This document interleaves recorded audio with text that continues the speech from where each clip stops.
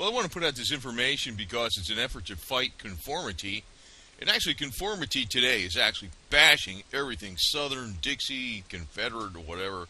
I think that the SCV, the Sons of Confederate Veterans, who are right now in the process of building their own Confederate museum, is a very, very smart endeavor, because anything that you do or you present to an educational institution or civic institution or government institution, it's at risk of being destroyed or thrown away just some years later when political climates change. And actually, it only takes a certain amount of media propaganda to convince enough people to start complaining about something that they actually are so far removed from and have little understanding of, which was, the war that the South fought for independence from a draconian tax system. Really, that was the whole thing. I know the other games and all the other excuses. I know what the secession documents say, and the secession documents were a fake reason. But if you look at the embodiment of law in the Confederate Constitution, they were addressing many things about how appropriated monies would be appropriated, how tax bills would be labeled, omnibus spending bills, the ability to fire government leeches, term limits on the president, and the ability to impeach federal officials at the state level. A lot of different things. Not what they emphasize only in the media, because they want to have a nice, neat package and say, oh, that was it. Actually, it didn't have anything to do with it, to tell you the truth. But, I find it pretty horrendous that, when people are out, and it's really, they're honoring their Confederate ancestors and what the South really fought for, which is really to perfect what was missing in the U.S. Constitution. And you look at today with the debt situation in a growing government that is unelected. In other words, we have all these Department of Energy, Department of Education, Department of the Interior, whatever. It's ridiculous. Department of, I already said energy, but the environment, right? EPA. And, now we have the National Police Force, Homeland Security.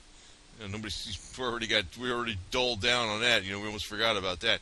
It's like ridiculous. And we're going broke even beyond, the trampling of our rights with all this garbage that's being added onto us. The government's going broke. So, really, spending was like one of the things they really addressed. By the way, this character right here with the large hat on, that's I forget what they call it, the bummer hat or something. It was designed to, a lot of people used to like to wear that because it made them look taller, more forbidding to the enemy. So different style back then. So, but entrusting anybody in the government to take care of something, forget about that. All these statues and all these historical pieces or whatever's out there, it should be in private hands. In other words, if it's not an individual, it should be a group. Don't trust the government to do anything. Period.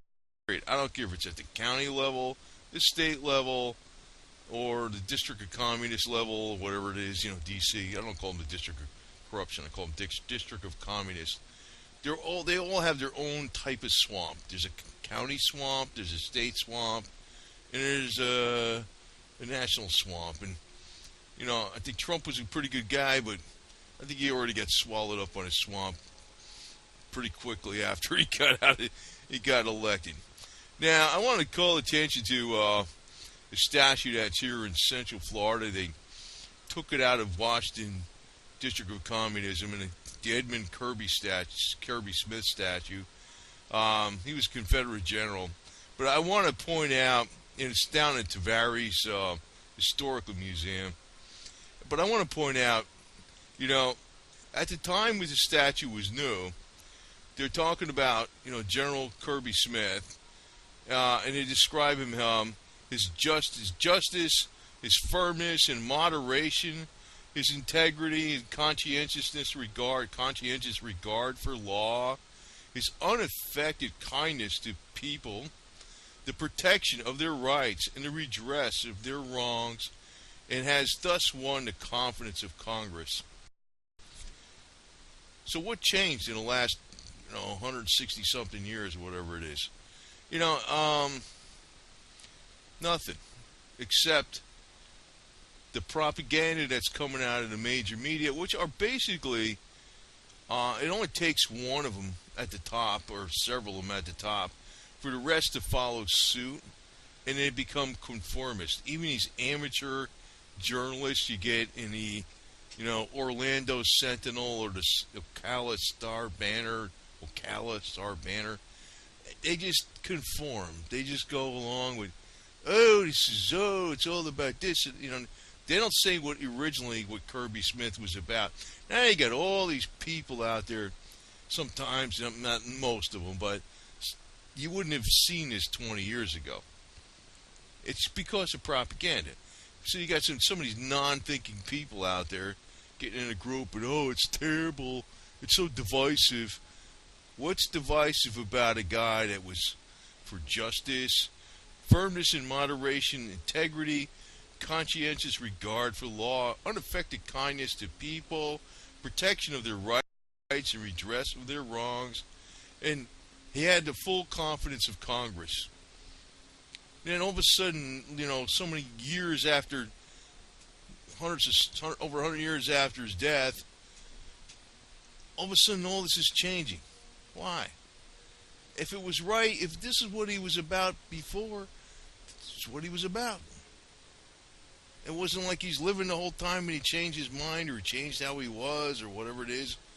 He wasn't, so it's amazing, and what gets me is this statue should be in private hands. It shouldn't be in a museum. I don't know if it's in a museum, somebody can watch it or whatever, whatever. It should be in private. It should be not private where the public can't get to it, but the statue really should be taken over by the Sons of the Confederate Veterans, because I don't know if they could do that or not, but I'm looking at the strategy where they're making their own museum, and I saw some of the articles that were attacking this, like the sore losers just are trying to rewrite history or whitewash history or something. I was like, what are you talking about? Actually, who's rewriting history has been a financial interest out of the North. That's what's been wrong all along. And those who win write the history. But, there's only so much you could do, because, if you can wave a flag around or whatever, if people think one way, if they buy into it or they don't buy into it or they don't like it, they like it, whatever, it ain't going to change nobody's mind, But it is good to show, because the media makes it sound, they try to convince people of something. It's almost like advertising, Well, advertising works. Advertising does work. You tell people something enough times, and you expose them to this, that, and that, and you start swaying people, because people conform. Unfortunately, governments conform too to the media, and because if the media makes it sound like all these people are thinking this way, they conform, because the government's full of a bunch of opportunists. You got to like me, you want to be popular, and of course,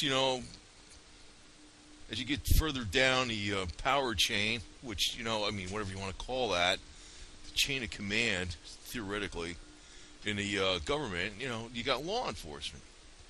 And they're not going to buck the they're not going to say, you politician, you can't tell me that they're going to, take down these flags or these monuments. They're just going to do whatever the hell they're told to do, because that's their job, So, I don't know, sometimes people get this feeling like, if you had this monument of this rebel soldier Confederate standing up there with the flag and blah blah blah.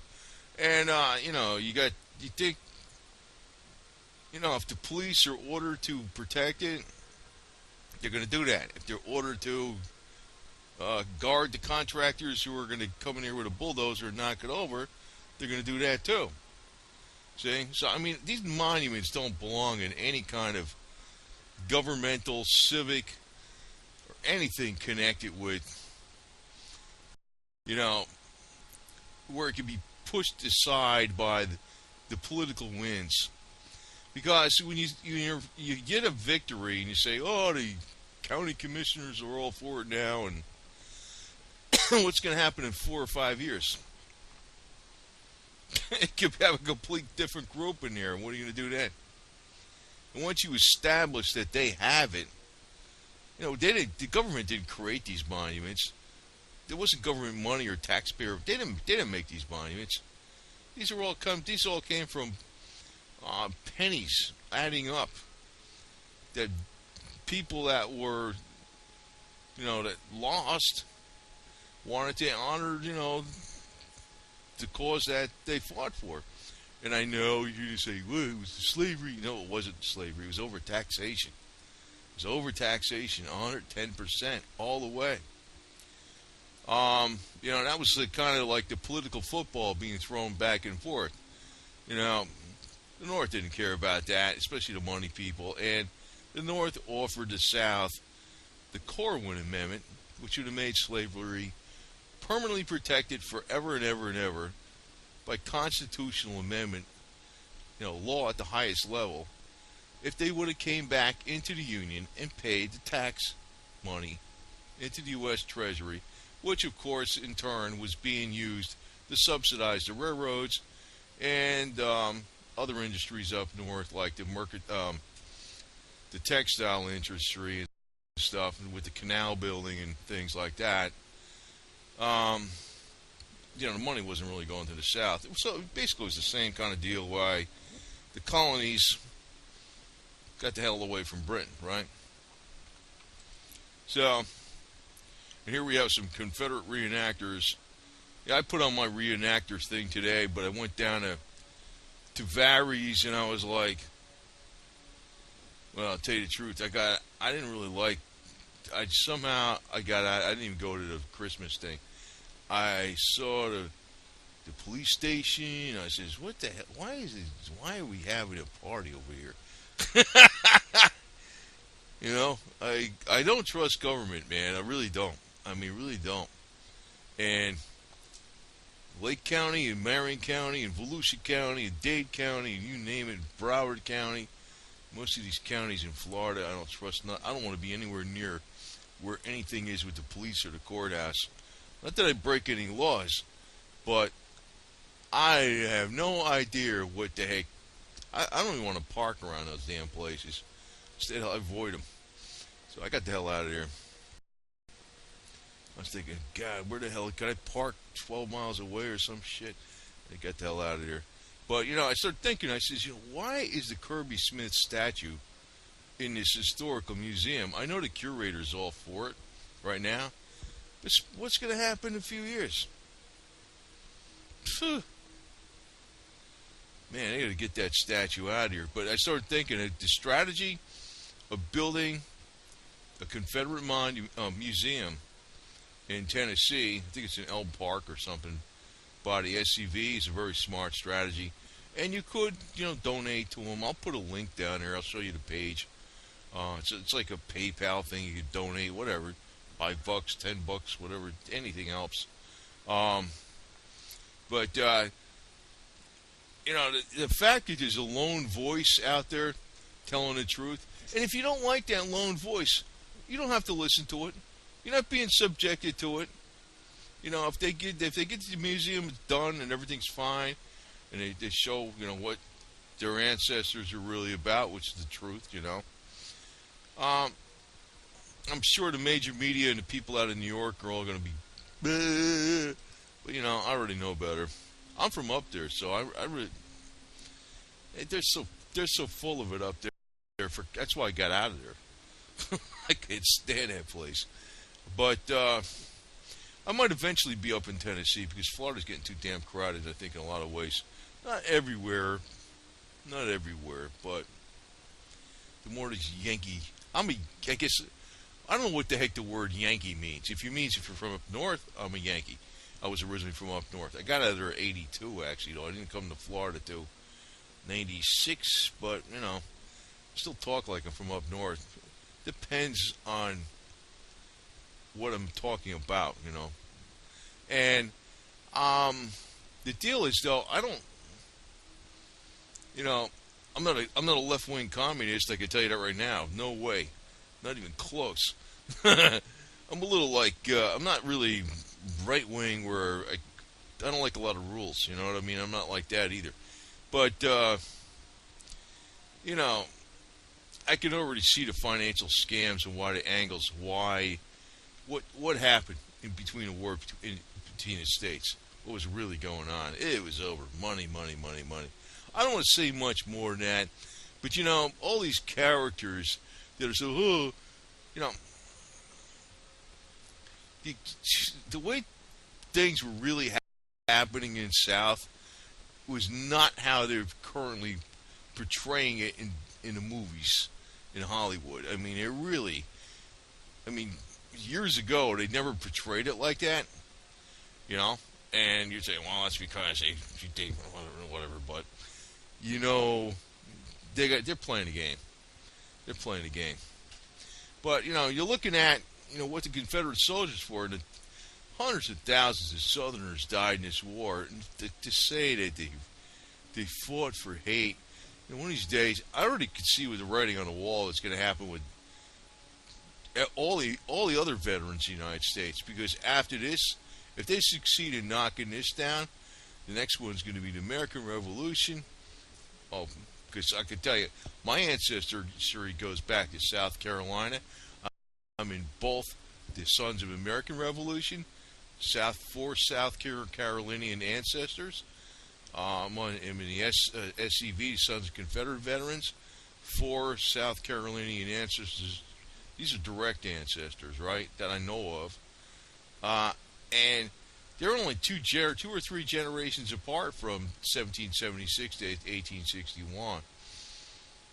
There was no difference in the economic structure and what was going on in South Carolina between those years. It was not that much of a span of time. I'm talking like 80 years or something. So, if they knock out, they succeed in really knocking down, anything with Confederate anywhere. They're going to go after everything else, and they're going to go after they're already freaking knocked out half the freaking most of the U.S. Constitution as it is. A lot of stuff going on.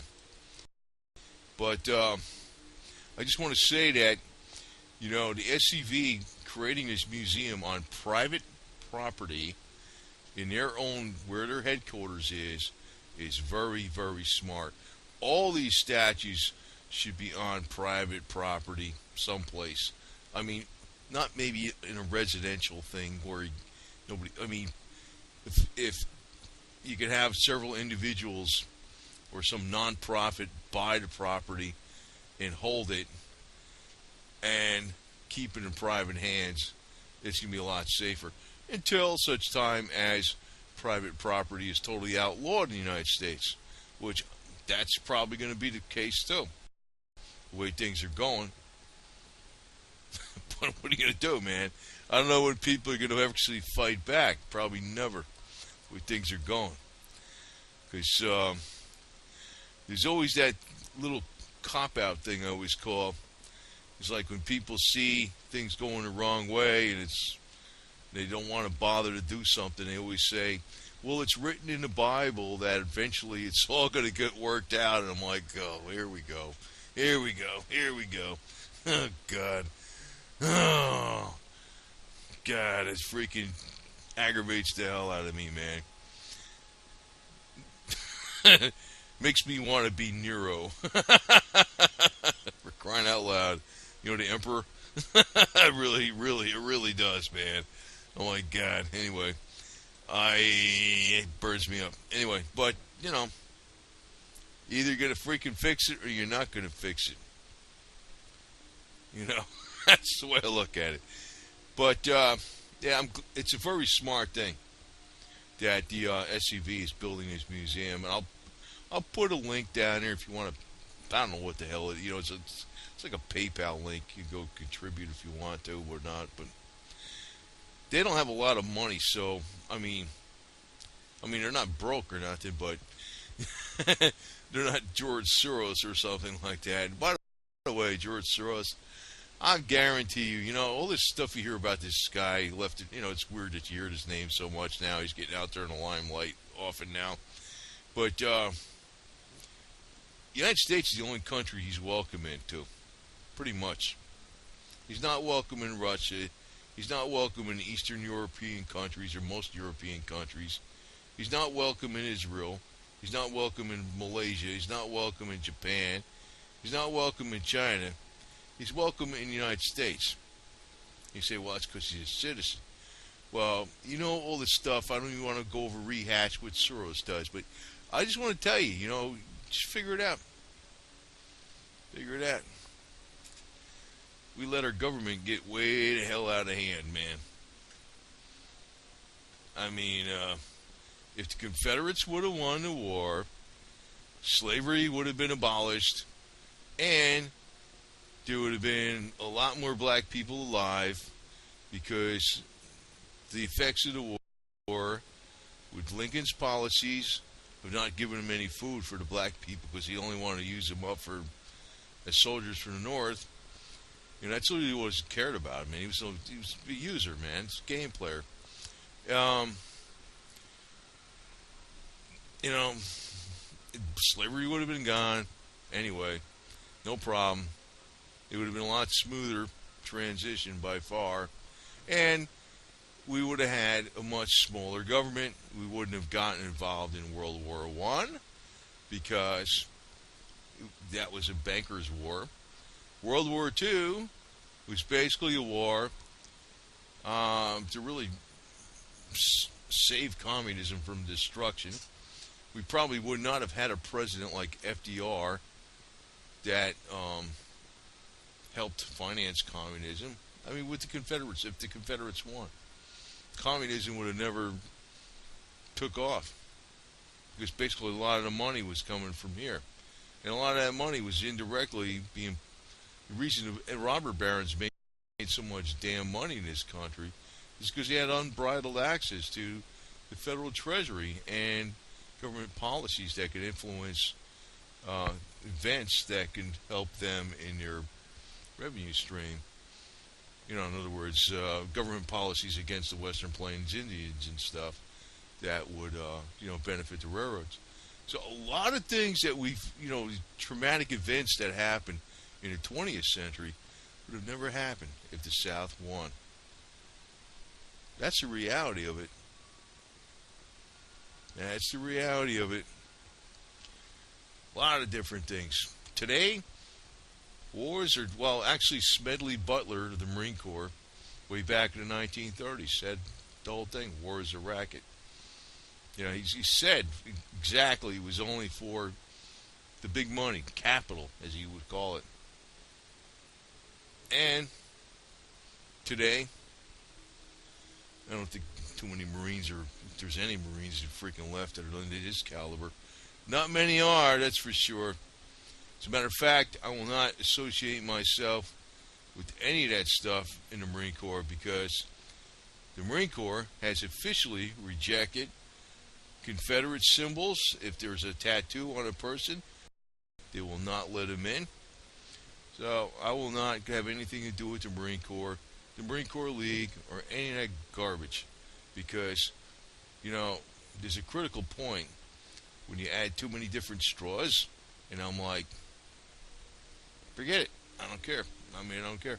I'm not going to deal with them. Marine Corps is basically just a government agency. Of course, there's individual Marines that do a lot. Oh, yeah. But then that puts it to the government agency and puts the luster on it and keeps the freaking image because certain individuals did a lot. The organization itself, it's government. And usually the higher up they are and the longer they're in, the worse they are. The lifers, as we used to call them. Not all lifers are bad, but it's a lot of them are. So, Confederates weren't lifers. Most of them were dead. They didn't even freaking make it through the war. But the war didn't go on forever. But they were defending your homes. Big difference than fighting for capital, as Smedley Butler said. Right? So, anyway, just want to say that, there ever was a war that was honorable, was what the South fought for. That was true independence and limited government. True limited government, which was really focusing on the appropriations of money, taxation, and the shenanigans that go on within, making backroom deals. You help me, I help you, so let's all put it in a spending bill and we'll all spend because we'll all get what we want. That's usually how it works today. That would have been outlawed under the Confederate Constitution. This is why the money don't want you knowing that part. Well, they want to emphasize one thing only. Well, there's a whole bunch of different things that the Confederacy really had a beef with, and they really all had to do with money. Because the South was getting screwed over for many years. It's going on since the end of the Revolution, the American Revolution, 1776. And again, I'll reiterate, I got lineage to South Carolina, 4 ancestors, direct ancestors in the American Revolution from South Carolina, and 3 or 4 generations later, or two generations later, they were in the Confederacy. Same system, same everything was going on, exactly the same, no different.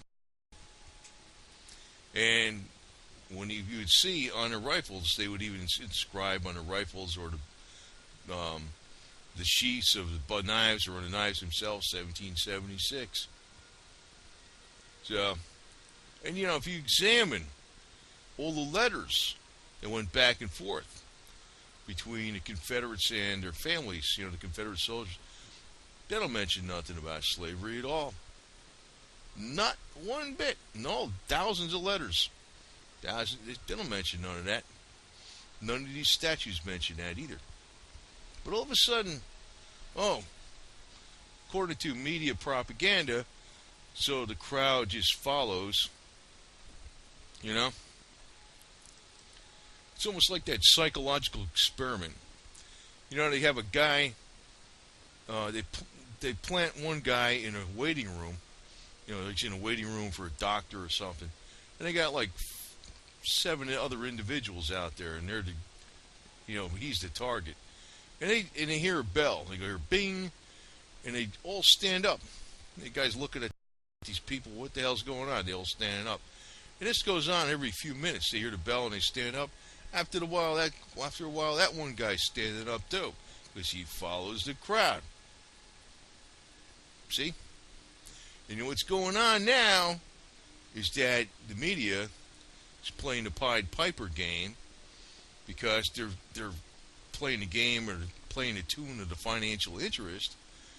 Is they're getting everybody to follow along with, the South is evil and all they're hating, whatever. Sure. Tell me another one. It's so easy to see through. It's ridiculous. But, my IQ is pretty up there. Actually, I talk very, very, very plain. I know that. But my IQ is pretty far up there. But what are you going to do? But anyway, over that, I just want to say, keep on trucking. It's important to cause. And, hopefully more people will be more vocal and getting more on the, at the people that are playing the games with us, versus being on the defensive. Because 99% of the time, I hear so many people that they argue, they're all totally on the defensive. Totally. What the hell is this? God. You know, if I had the money, I'd be going after these jackasses with, you know, I mean, I got money, but I ain't gonna go spend it on attorneys. Freaking, those guys are like down freaking gazillions of dollars. But I'd be going after these jerks in the Orlando Sentinel and even the Khalistan Star Banner for writing the crap they are writing in there. You know? Because they're writing a lot of lies, man. They're not. They're playing. You think they're freaking coming out of New York or something? But then again, I look at the Orlando Sentinel. It's owned by Tribune Publishing Company. Well, I know Sam Zell owns Tribune Publishing. Sam Zell's a pretty good guy. He's up from Chicago, but you know what it is? Sam Zell is not calling the shots on that. I guess the smart thing to do would be to say, Sam, you got some yo-yos down here in this paper freaking attacking the Confederacy. Why don't you light a fire under their butts or something? Anyway, Sam's a good guy, though, actually. But anyway, but that's good said. Once one newspaper starts this stuff, it's on it. They all start following, and not too many people are afraid. You know, the people are afraid. I don't know what it is. You got to like bust the freaking garbage, man. You got to shatter the illusion that they're putting forth. And I know what people say. You know, hey, the secession documents. The secession documents were a freaking fake reason. There was a reason. The money powers in the North didn't give a damn about the free labor arrangements they had down south. The money powers loved that. They loved that because they benefited too. You think they would go to war over that? No. And the crazy Bible thumping abolitionists up north that were women, they would definitely not load a musket or anything to go down south and try to do anything like that. They just scream and squawk and, you know, and later on, about, I don't know, 50 years later, they became the abolitionists against the prohibition in the manufacturing and sale of alcohol. Whatever. I don't know. Anyway, over and out, food for thought. Keep the faith, keep trucking. And, you know, all these monuments, everything, they need to be in private hands. I don't give a damn if you've got the best, you know, legislatures and saying, oh, we're going to protect them forever. Yeah, forever until maybe you aren't elected or somebody, you get some protesters out your window going, hey, then they change your mind. If it's in private hands, it's a lot safer. That's why this Confederate Museum is very, very good. It's in private hands. Okay, yeah, good to go. Over and out.